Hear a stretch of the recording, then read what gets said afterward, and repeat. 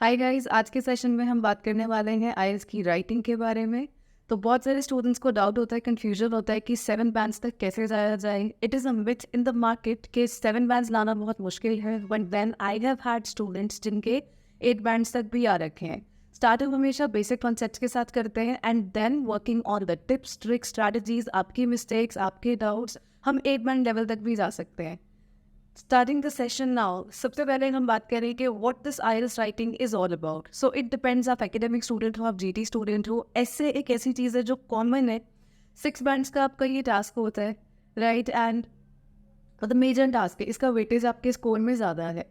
तो अगर आप पहले ऐसे पे बहुत अच्छे से काम करते हो, इट मीन्स आप अपने 9 बैंड्स में से एक मेजर पोर्शन कवर कर सकते हो। A good essay can have a level of 5, 5.5 अगर आप 8.5 bands लाना चाहते हो. So let's start with it. First of all, your question comprises of 2 statements. अपना question समझना सबसे important, सबसे basic काम है।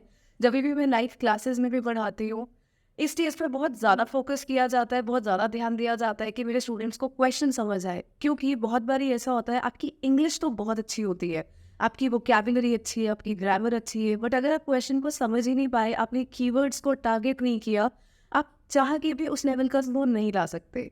और मुझे खुद आईएलटीएस राइटिंग पढ़ाते हुए 6 साल हो गए हैं और इतने टाइम में मैंने इतने सारे ऐसे कैंडिडेट्स देखे हैं जो कि 6.5 लेवल तक आके अटक जाते हैं। And trust me, 6.5 to 7 bands is a journey. It takes a lot of time and effort to reach at that level, but then it is not that difficult. इतना डिफिकल्ट भी नहीं है जितना लगता है लोगों को।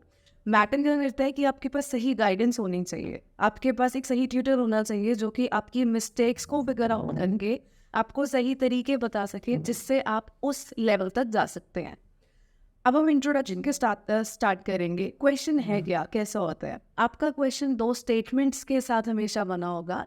पहली स्टेटमेंट आपको टॉपिक का आइडिया देती है, एक प्रॉपर सेंटेंस लिखा होगा जिसका अपना एक मीनिंग होगा, right? Now your IELTS essay question is way more different than the essay questions that you have had in your schools.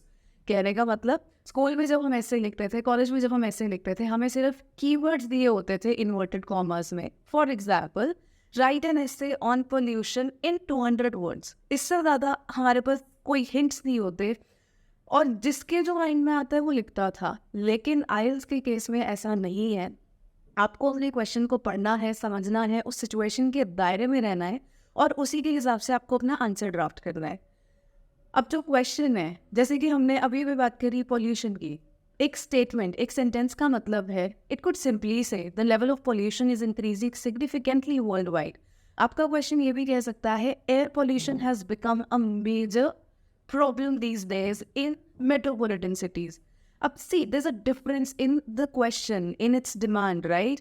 एक तरफ जनरली पोल्यूशन की अगर बात हो रही है तो आप कोई भी पोल्यूशन टाइप टारगेट कर सकते हो, बट अगर आपके क्वेश्चन ने स्पेसिफिकली एयर पोल्यूशन कह दिया, उसको मेगा सिटीज़ की बात कर दी, तो आपको इन दोनों कीवर्ड्स को ध्यान में रखते हुए ही अपना आंसर देना है। दूसरी स्टेटमेंट जो होती है हमारे क्वेश्चन में, वो हमें गाइड करती है कि हमारे एग्जामिनर की डिमांड क्या है, right? By this I mean specific answer आपके एग्जामिनर को चाहिए होता है। तो वो कुछ भी पूछ रहा है, ऐसा नहीं है कि आपने बस क्वेश्चन पढ़ा और आपने बेसिकली कुछ भी लिख दिया, राइट? आप क्वेश्चन को बहुत ध्यान से पढ़ेंगे, आप हमेशा कीवर्ड्स मार्क करेंगे और उसके बाद ही आप अपना आंसर ड्राफ्ट करेंगे। तो द क्रक्स इज के हमारे क्वेश्चन में 2 स्टेटमेंट्स हैं। फैक्चुअल स्टेटमेंट जो टॉपिक का आइडिया देती है कि लिखना किस बारे में है, और एक होती है सब्जेक्टिव स्टेटमेंट जो ये बताती है एग्जामिनर की डिमांड क्या है। बहुत इंपॉर्टेंट है ये वाली स्टेटमेंट, क्योंकि इसी के बेसिस पे आपका स्ट्रक्चर ड्राफ्ट होता है। Now the second point is structure. बहुत सारे लोग स्ट्रक्चर पर फोकस नहीं करते, बट ये सही नहीं है। When you deal with IELTS, your IELTS test, structure plays a very important role. Because अगर आपने सीक्वेंसिंग सही नहीं की, आपने क्वेश्चन की डिमांड को आइडेंटिफाई नहीं किया, आपने या तो पैराफ्रेजिंग किया या तो आपने पैराग्राफिंग की ही नहीं, या फिर बहुत सारी पैराग्राफिंग कर दी, it is going to hit your overall score, right? Now let's talk about the structure. So ideally you should divide your whole essay in 4 to 5 paragraphs. सबसे पहले इंट्रोडक्शन लिखना होता है, फिर हमें अपने कंटेंट को बॉडी पैराग्राफ्स में डिवाइड करना होता है और एंड में अपने एसे को कंक्लूड करना होता है। When we talk about introduction, इसका लिखने का अपना एक अलग तरीका है जो कि हम आगे वीडियो में कवर करेंगे। इसी तरीके से आपको अपने बॉडी पैराग्राफ्स भी ड्राफ्ट करना है, अब बीपिंग का मतलब ये नहीं है कि टॉपिक देखा और कुछ भी लिख दिया। एक आइडिया प्रेजेंट करने का स्पेसिफिक सीक्वेंस है, मैनर है। बिकॉज IELTS एग्जामिनर के लिए आपकी टास्क की एक्सप्लेनेशन मैटर करती है, लिस्टिंग नहीं। Now when I talk about Indian students, हमारे एजुकेशन सिस्टम के हिसाब से हम क्या करते हैं, हमने सीखा ही यही है कि हम जितना ज़्यादा लिखेंगे हमें उतने मार्क्स मिलेंगे, जितने पॉइंट्स लिखेंगे, जितने आइडियाज़ लिखेंगे उतने ज़्यादा मार्क्स मिलेंगे। और अगर मैं इसको और भी ज़्यादा देसी तरीके से बोलूँ तो हमने यही सीखा है, जितनी शीटें भर के आएंगे हम अपने एग्जाम में उतने ज़्यादा नंबर मिलेंगे। बट यहाँ पे ऐसा नहीं होता। कम पॉइंट्स दो, उनको ढंग से एक्सप्लेन करो, ये चीज़ एग्जामिनर के लिए सबसे ज़्यादा इम्पोर्टेंट है।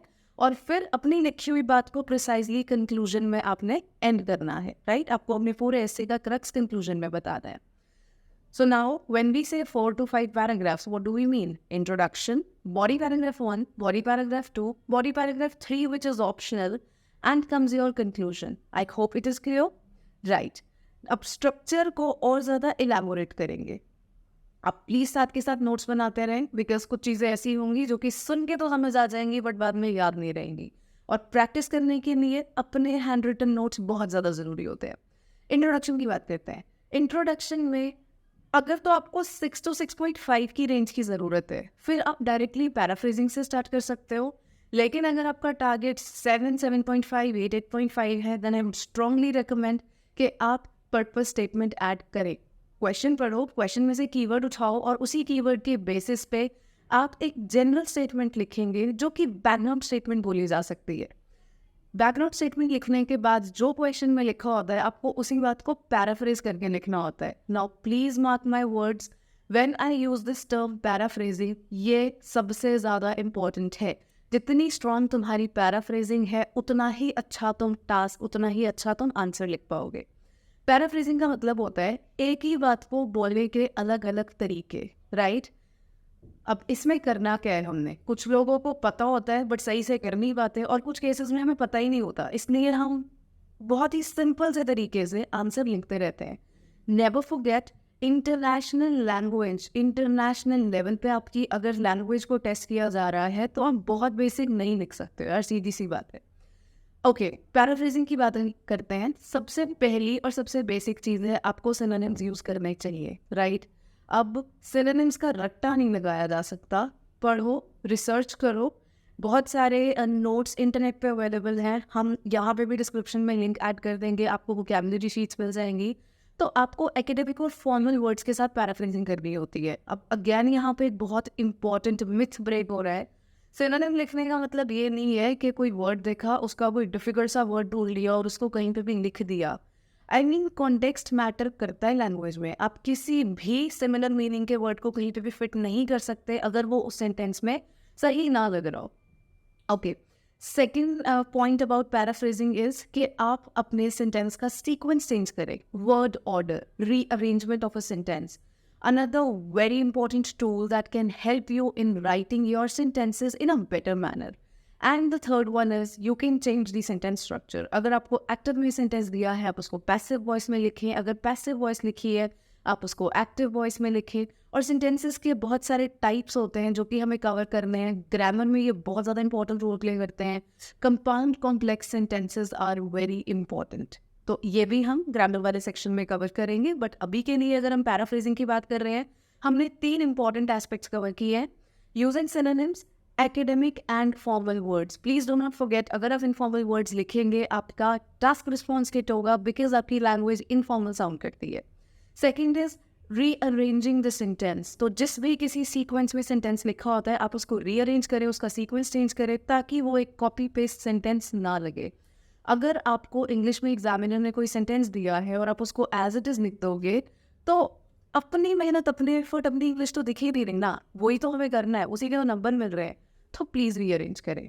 Third one is that you should always try and change the sentence structure. अगर एक्टिव वॉइस है तो पैसिव लिखो, पैसिव है तो एक्टिव लिखो, and there are many other sentence structures we have that we can use. Okay, तो we were talking about introduction, let's get back on to that. 2 statements हमने cover करी है। आइडियली इंट्रोडक्शन 2 से 4 sentences में लिखा जाता है। Purpose statement I have told you, paraphrase statement I have told you, third comes the outline. जो question पूछ रहा है एग्जामिनर को वो हिंट दो, वहाँ पे क्लैरिटी दो कि आप उस आंसर को कवर करने वाले हो, राइट? अगर उसने पूछ लिया do you agree, do you disagree, आप अपना ओपिनियन इंट्रोडक्शन में थर्ड सेंटेंस में बताएं, so that it becomes clear for the examiner to know what is it that he is going to expect further in your body paragraphs. अगर आप ये नहीं करते हैं, I mean, बहुत सारे लोग इसको thesis statement कहते हैं, which is right, which is fine, आप इसको add ज़रूर करें, right? ये एक impactful introduction लिखने में help करती है. So the first part, the first paragraph is done. When we talk about arranging your content, your ideas, very important. अभी तक तो हमें जो क्वेश्चन ने दिया था हमने वही लिखा है ना, वही घुमा फिरा के किया है. IELTS राइटिंग एग्जाम का जो पर्पस है, स्पेशली जब हम बात करते हैं एस्से की, it is basically to know how aware you are of the ongoing scenarios, कि आपके आसपास की दुनिया में क्या चल रहा है, क्या जनरल टॉपिक्स हैं जो कि किसी भी स्टूडेंट को, किसी भी प्रोफेशनल को पता होने चाहिए, उसी में टेस्ट किया जाता है. आपकी टेक्निकल नॉलेज नहीं टेस्ट हो रही है, बट बेसिक अवेयरनेस. मतलब अगर आपको बाहर जाना है, किसी और देश में रहना है, बसना है, तो आपको कम से कम वो कैंडिडेट तो नहीं होना चाहिए जिसे दुनिया जहान से कुछ लेना देना ही नहीं है. ये सबसे आसान तरीका है मेरा स्टूडेंट्स को ये बात समझाने का. तो प्लीज़ टॉपिक चाहिए जितना भी डिफ़िकल्ट हो, अलग हो. अगर आपको नहीं इंटरेस्ट है अलग अलग डोमेन्स में, तो IELTS एग्ज़ाम, इसकी ट्रेनिंग आपको वो मौका देती है कि आप अपनी नॉलेज को इन्हांस कर सके. और हम अलग अलग टॉपिक्स पे क्लासेस करते हैं, वीडियोस करते हैं, रोज़ क्वेश्चन डिस्कस करते हैं, वो आप हमारे साथ डायरेक्ट इंटरेक्शन में सीख सकते हो. अब जब भी कोई क्वेश्चन की कुछ डिमांड है, पॉल्यूशन के ऊपर है, पॉपुलेशन के ऊपर है, ह्यूमन राइट्स के ऊपर है, न्यूक्लियर एनर्जी के ऊपर है, इन्वेस्टमेंट ऑफ गवर्नमेंट के ऊपर है, कोई भी टॉपिक अगर होता है, उसमें कुछ तो आइडियाज़ आपसे जानना चाहता है ना एग्जामिनर, तो आपके पास आइडिया होगा. अब उसको आपने सही तरीके से अरेंज करना है बॉडी पैराग्राफ्स में. So please remember the sequence. अपने आइडिया को एक्सप्लेन करने के लिए सबसे पहले बॉडी पैराग्राफ की आप एक सेंट्रल थीम बनाएं. आपने की पॉइंट को इंट्रोड्यूस करना है बॉडी पैराग्राफ की स्टार्टिंग में, फिर आपने उसको एक्सप्लेन करना है, आपने एग्जाम्पल देना है. अब चाहे तो आप एक ऑल्टरनेटिव स्टेटमेंट लिख सकते हैं और फिर आपने उस बॉडी पैराग्राफ को क्लोज भी करना है.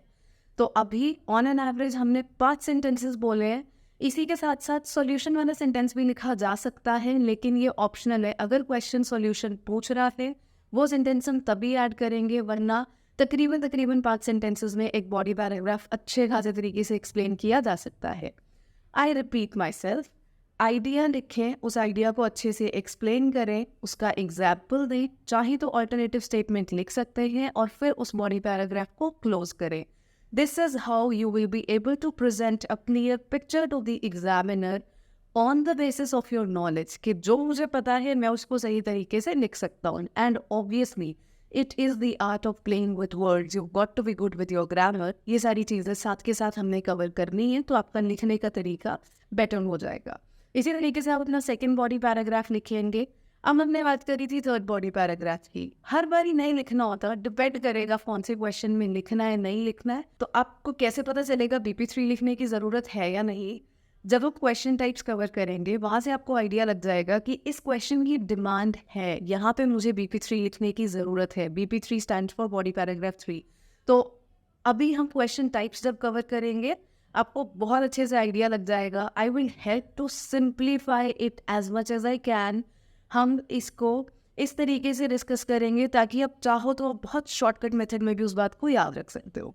Okay, then comes the conclusion.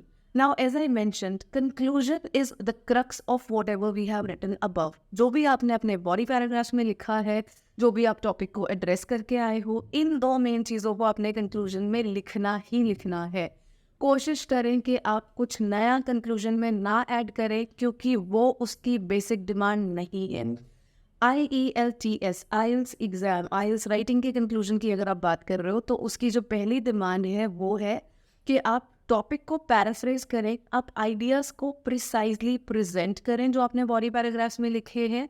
और अगर ओपिनियन वाला क्वेश्चन होगा तो आप ओपिनियन भी मेंशन कर सकते हैं. इसके बाद अगर आपको लगता है कि आपको कोई फ्यूचरिस्टिक स्टेटमेंट ऐड करनी है, इफ़ वाला सेंटेंस जिसको हम कहते हैं, that if this continues at the same pace repercussions would be deleterious, hazardous, ये वाली चीज़ हम ऐड कर सकते हैं. But then as I mentioned, ये ऑप्शनल है, ये मैंडेटरी नहीं होता. तो अब हमने बीच में स्ट्रक्चर एक्सप्लेन करते हुए जिक्र किया था क्वेश्चन टाइप्स का। प्लीज़ बहुत ध्यान से इस चीज़ को नोट कीजिएगा। अपने 6 साल के करियर में मैंने एक नहीं पता नहीं कितने ऐसे स्टूडेंट्स देखे हैं जिनका स्कोर लिसनिंग रीडिंग में 9 बैंड लेवल का होता है, स्पीकिंग में जो 7, 8, 8.5 लेवल के होते हैं, लेकिन अगर हम बात करें राइटिंग की, उनका स्कोर 6, 6.5 पे स्टक होता है। कैन यू इमेजिन ऐसा क्यों है?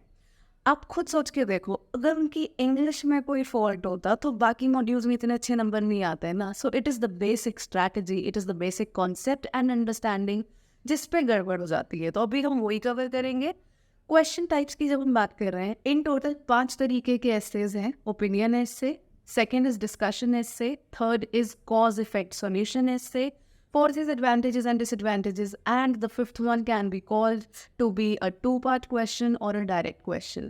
अब हम इन questions में सब questions जो हैं उनको कवर करेंगे। सबसे पहले आते हैं अपने पहले टाइप पे, पहले कैटेगरी पे, ओपिनियन एसे।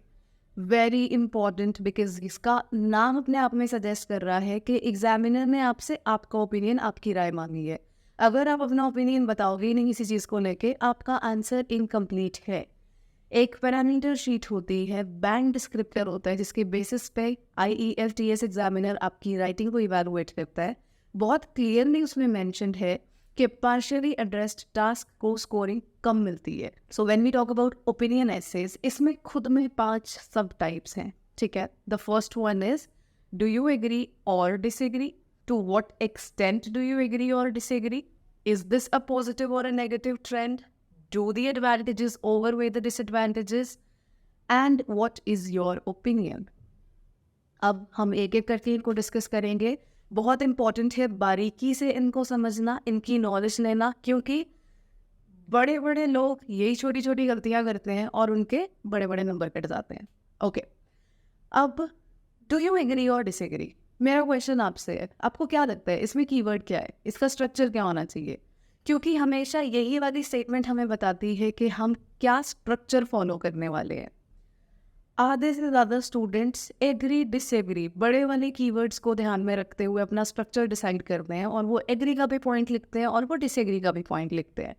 अब हम इसको अपने तरीके से डील करेंगे जो कि सही है। हमने जो लैंग्वेज ने बताया है हम उसी को फॉलो करने वाले हैं। क्वेश्चन पूछ रहा है डू यू एग्री और disagree, it is asking you आप इस बात से सहमत हो या नहीं हो, या और इज द कीवर्ड। उसको इग्नोर करोगे आंसर गया। तो हमें यहाँ पे वन साइडेड रहना होता है। आपका ओपिनियन, आपका आंसर हमेशा क्लियर वन साइडेड रहेगा। या तो आप लिखोगे आई कंप्लीटली एग्री, या फिर आप बोलोगे आई कंप्लीटली डिसएग्री। कोशिश करें आप दोनों पॉइंट्स ना लिखें, बिकॉज वहाँ पे आप एक क्लियर ओपिनियन एग्जामिनर के लिए प्रेजेंट नहीं कर पाते, and obviously that gets your score deducted. Second type is to what extent do you agree और डिसएग्री। अब आप मुझे बताओ पिछले वाले में और इस वाले में कोई फ़र्क है? अगर नहीं है तो ये अलग लिखे क्यों है? कुछ तो होगा ना, मीनिंग में कोई तो वेरिएशन होगी। और अगर मीनिंग में वेरिएशन है, अगर एक ही लिस्ट पे ये 2 क्वेश्चंस अलग हिसाब से लिखे हैं, तो जाहिर सी बात है इनका आंसर भी अलग होगा। तो पहले वाले ने तो चॉइस दी थी, या तो सहमत हो या नहीं हो। ये वाला कह रहा है आप इस बात से किस हद तक सहमत हो। आपको कोई भी टॉपिक दिया होगा, कोई भी सिनेरियो दिया होगा, और आपसे पूछा गया है उस चीज़ से रिलेटेड कि आप इस बात से किस हद तक सहमत हैं। Now this word extent is going to be our keyword. Extent word हमारे लिए कीवर्ड का काम करने वाला है, क्योंकि इसको देख के ही हमें समझ आता है। उसने हमसे पूछ लिया किस हद तक सहमत हो, मेरे पास लिबर्टी है, मेरी मर्जी। मैं चाहूँ तो मैं अपने आंसर में वन साइडेड जा सकती हूँ, मैं चाहूँ तो अपने आंसर में बायस्ड हो सकती हूँ। बायस्ड जिस चीज़ को आप लोग ज़्यादातर पार्शियल के तौर पे जानते हो। और IELTS की लैंग्वेज में, IELTS राइटिंग क्लासेस में हम क्या सीखते हैं? 70-30। Yes that's right.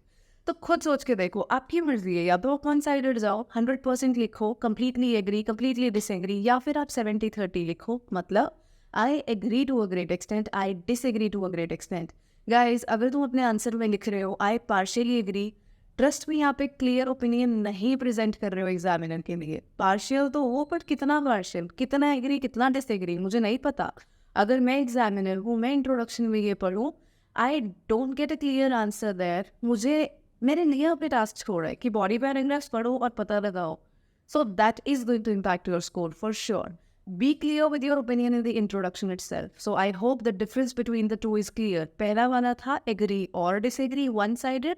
दूसरा वाला है to what extent do you agree or disagree. आप इस बात से किस हद तक सहमत हो जिसमें आपके पास choice है, या तो one sided जा सकते हो या 70-30. Please keep in mind, opinion should not be answered 50-50.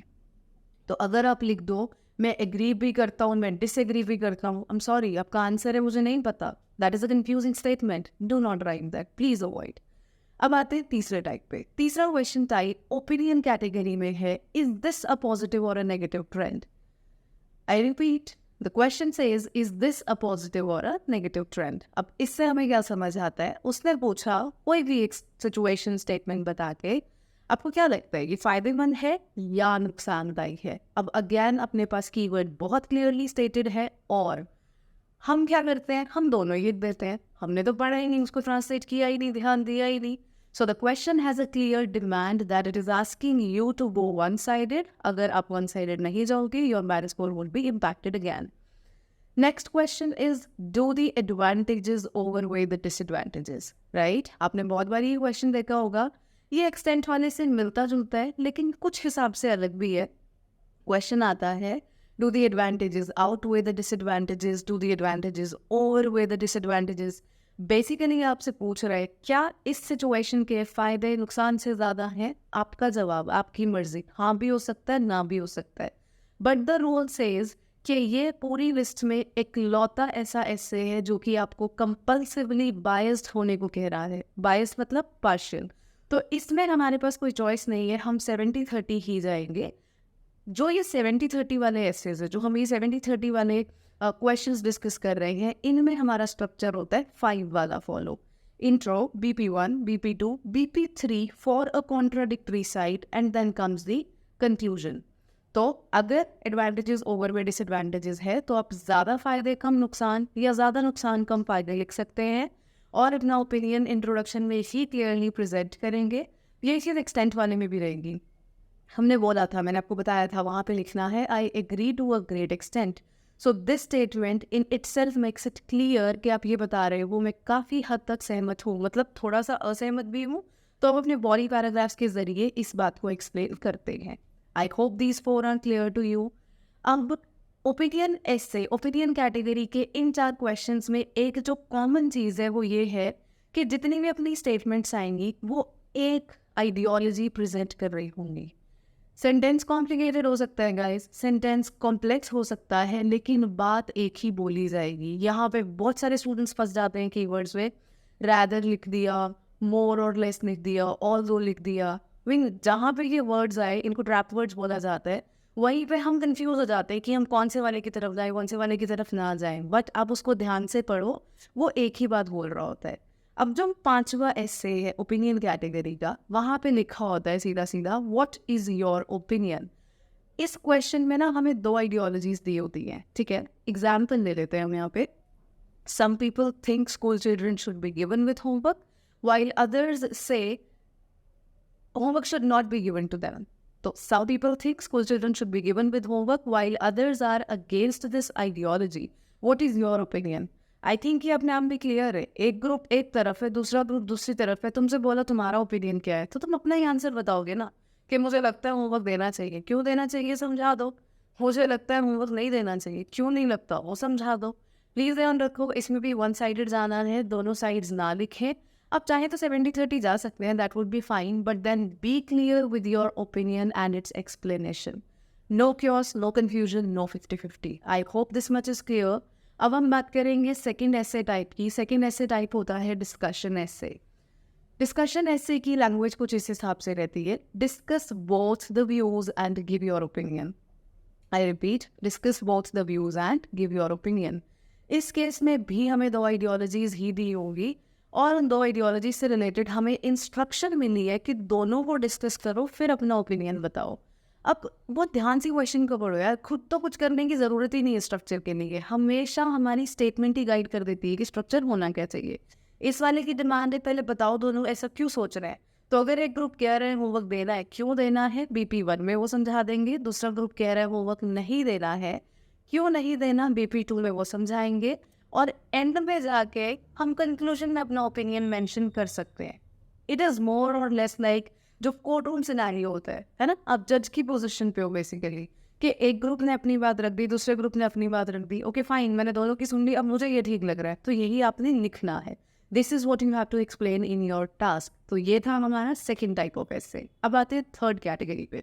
Third category में क्वेश्चन ज़्यादातर पेयरिंग पे आते हैं, and these are going to be like causes, effects, solutions. अब क्वेश्चन की लैंग्वेज सुने ज़रा कैसी होती है. या तो वो आपसे पूछ लेंगे what are the causes and effects, या फिर क्वेश्चन कह सकता है what are the causes and solutions. Question ये भी कह सकता है what are the problems and solutions. अभी तक अगर आपने बहुत ध्यान से मेरी बात सुनी हो, आप अपना टास्क रिस्पॉन्स बचा सकते हो. Causes, solutions, effects. There is an S added to this noun. They are asking for more than one points. अगर आप एक एक लिख दोगे टास्क रिस्पॉन्स गया. दो पॉइंट्स लिखने मैंडेटरी है, उसकी डिमांड है, आपको प्लूरल में बताना पड़ेगा. सीक्वेंस फॉलो कर सकते हो. ऑब्वियसली अगर उसने कॉजेज एंड सॉल्यूशंस पूछा है तो पहले कॉजेज फिर सॉल्यूशंस ही बताओगे और फिर कंक्लूड कर दोगे. तो ये वाला एस्से टाइप 4 पैराग्राफ्स में लिखा जा सकता है.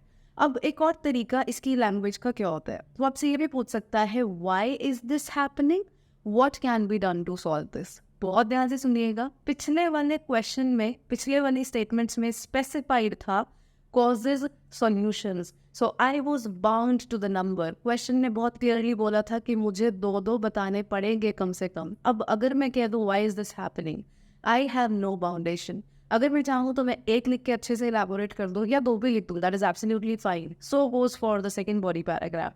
So please read the question very carefully, understand what its clear demand is, and frame your answer, your structure accordingly. Now let's talk about the fourth type of essay. Fourth type of essay is what are the advantages and disadvantages. So the category is simple, advantages and disadvantages. और जो हमारा question है that is what are the advantages and disadvantages. ये वाला बहुत ही plain straight simple सा है, right?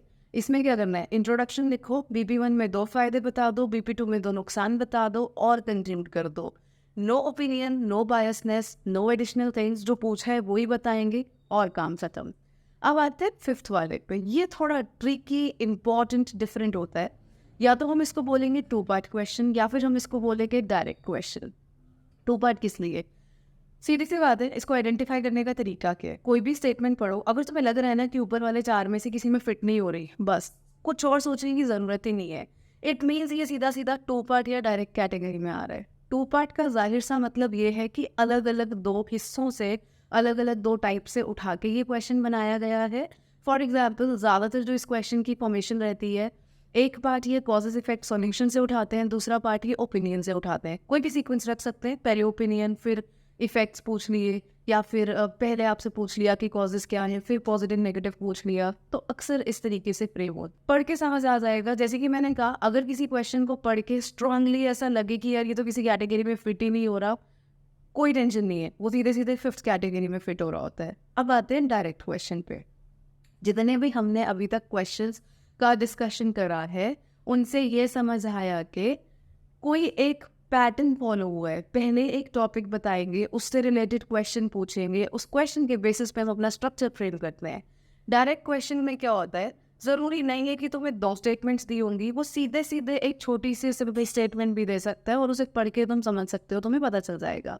For example, question अगर ये पूछे why should government take care of unemployed people, this is it, this is what your question is, why should government take care of unemployed people.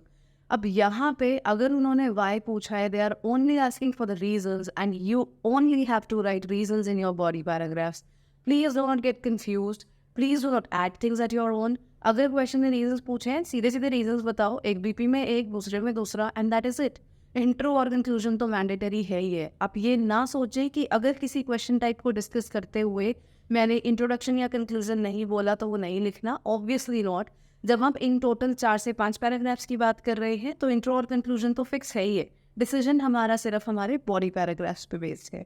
So I hope question types आपको clear हैं. जब मैंने बात करी थी उस category के students की जो 9, 8, 8.5 बाकी 3 मॉड्यूल्स में लाते हैं, राइटिंग में 6, 6.5 पे रह जाते हैं, ये सबसे बेसिक कॉमन रीज़न पाया गया है. आज तक के करियर में मैंने यही नोटिस किया है. उनको ये छोटी छोटी चीज़ें पता ही नहीं होती, वो ध्यान ही नहीं देते. एंड इस चक्कर में हमारा 0.5 का फ़र्क सीधा सीधा पड़ जाता है, राइट? सो आई होप अब आप ये गलती नहीं करेंगे।